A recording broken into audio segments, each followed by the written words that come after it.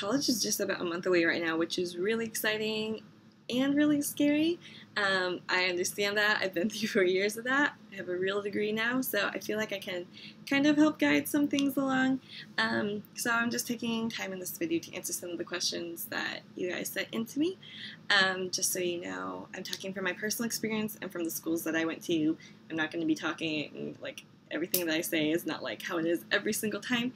Just so you know, I don't want to ruin anyone's life. But yeah, I guess I'll just get to the questions. Dual enrollment is fine. I did a couple of those, and I mean it was pretty good. It wasn't too difficult or anything. I'm not a huge fan of AP classes, just because AP classes at my high school, they were incredibly difficult, and the college equivalent is not as hard as those classes were. I would personally suggest taking normal classes. Your GPA will go up. I mean, AP classes aren't bad, and if you like AP classes, definitely go for it. If you want the challenge, go for it. But what I would do is just take normal classes, and when you get to college, study for CLEP exams. It's clep.collegeboard.com. You take the test, and you will be exempt from the class. So I did it for Spanish, and I got out of 8 units of Spanish, so I didn't have to take any language in college, and it was just $80. So that's like 2 semesters of Spanish that I didn't have to do, but you also have to make sure to study for those. But that was like, I wish I had known that when I was going into college, so I just want to let you guys know that that's totally an option if you study. Like my roommate's doing the math one, and there's like all sorts of general ones, so that is just my advice for that. Yes, internally the school should have a lot of resources, especially expensive private schools. They'll often have a lot of donors who will help to cover that. I transferred to a Christian school that is $40,000 a year. Super expensive. However, I only ended up having to pay about $15,000 a year. And so I got a lot of grants and scholarships that helped me cover that other $25,000, which was such a blessing. I'm really grateful for that. So honestly, apply to those schools. And if you get accepted, they'll tell you how much that you're able to get. And yeah, in the meanwhile, apply for other scholarships. Make sure your grades stay up, because you can get a ton of money just from having, a great GPA.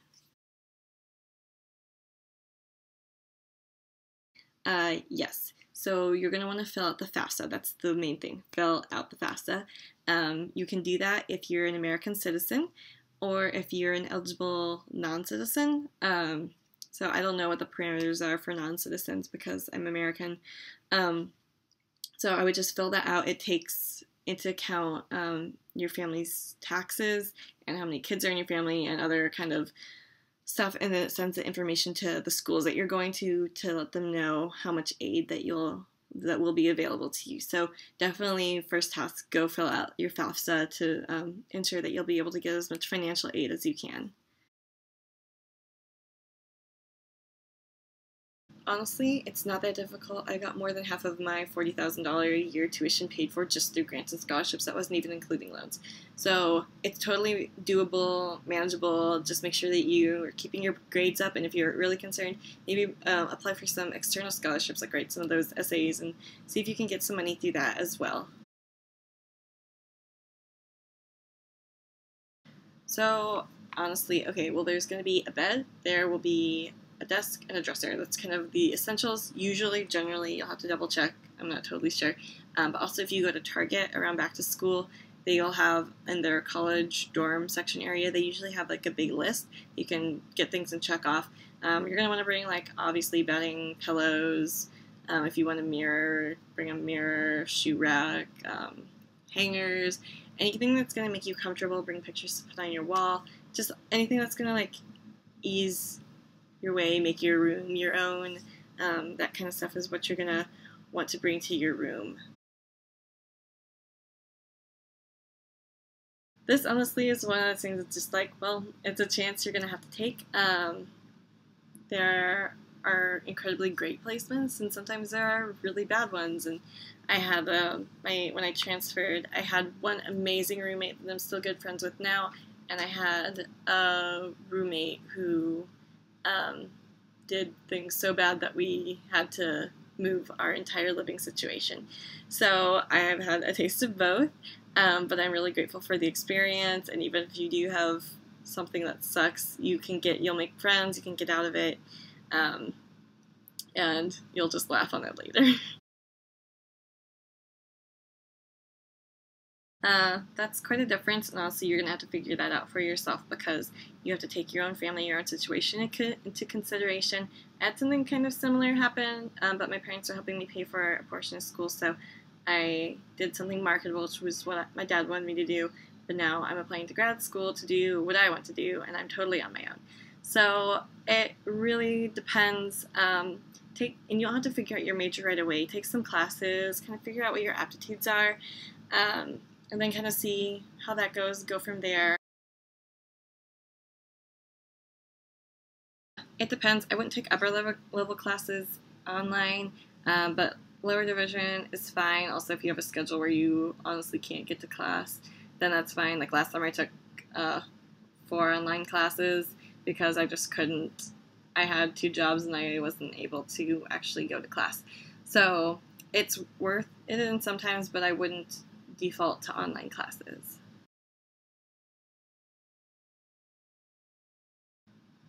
These are the questions I wish I had answers to. Okay, when I went to the state school that I went to, there were Christian fellowships on campus, and so I would get involved in those because they have meetings. I can't remember how often it was, but definitely get involved in those. There are other Christian groups that might be on campus. Definitely, this is the most important thing, get involved in a church and actually go like regularly. And don't just go, get involved, hang out with like the other college age people there, volunteer, just like get really involved in the church, and that really helped me out for sure. And currently I'm not in school at the present moment, but being plugged into a church has helped me to like become the person that I am now. So that's definitely something that I would recommend for any Christian going to school, whether you're going to a Christian school, because Christian schools are struggles of their own. It's hard to be a Christian at a Christian school, and that's completely true. So whether or not you're going to Christian school or you're going to a public school, get involved in a church. That's like key. I don't think that's a waste of money at all. I think there's a lot of like Spanish majors will like study abroad in Spain, so obviously they're going to be learning the language, and you're going to get some units out of the way. It's a great cultural experience. I don't know how you can ever regret studying abroad. I personally have never studied abroad. I already have lived overseas, and by the time I transferred, it was just kind of too late to be able to do that. But I would just suggest it to everyone. If you have the means to do it, I would say do it, and don't wait till your last 2 years because you want to be able to take under level units unless your program has like a specific study abroad that they do. So that's just my advice. I really recommend study abroads. I think they're a great thing for anyone to do. Okay, so roommates is one big thing. There's going to be freshman orientation, and you're going to meet a bunch of new people, and there's going to be so many people that you can find a lot of people who have similar interests to you. There will be, I don't know, there'll just be all these different events in your first classes. Everyone's going to be super friendly. And so, I don't know, that's just one way that like people make friends really quickly. I'm an extrovert and I talk a lot, so I find something to talk about with like anybody under the sun. So I've never really had a ton of trouble in like making friends. But that's just kind of my suggestion. Make sure, even if you're like an introvert and aren't a huge people person, if you want friends, I would suggest going to as many of the orientation events as you can. That's just my 2 cents. Make friends and hang out with your family. That's like the one thing I've learned over breaks. It's really helpful. You don't have to fly all the way home. Over the summer, you can stick stuff in their garage instead of having to lug all your suitcases full of all your stuff back home, because that is a pain. That's just kind of my general tips. Keep in touch with your family. They love you. They miss you. You might be homesick, but also just be sure to enjoy your college experience as well. You'll probably have your meal plan and you're going to the caf and there's limitless pop and you can have like 20 desserts if you want to. So it's like it's easy to just eat everything in sight because if it's all you can eat, you might as well eat all you can eat. But kind of want to tone back on that. Drink water. Don't drink pop. This is important. It's good for your skin, good for your health. Eat your fruits and vegetables. I know I sound like your mom right now, but like seriously, you don't want to be overdoing it on all the sugar and all the carbs that are there. And I'm not saying carbs are a bad thing. This is not what I'm saying at all. I eat carbs like on a daily basis. But don't, and also if you're at home, don't just be eating like ramen and spaghetti. Like just really make sure you're getting all your fruits and vegetables into your diet as well. And you'll hopefully be a little bit more happy and healthy for it. Also exercise, go running. It's fun, I promise. Just kidding about the running. I think I'm the only person who actually likes running, so I'll just see myself out now.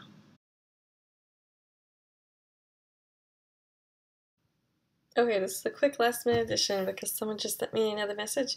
It was not super hard for me to make friends after transferring. My school's really good with transfers though. It's like freshman orientation all over again, so basically like I know every transfer and we're all like friends with each other. Like my whole group of friends is just transfers because we just like hang out and stuff.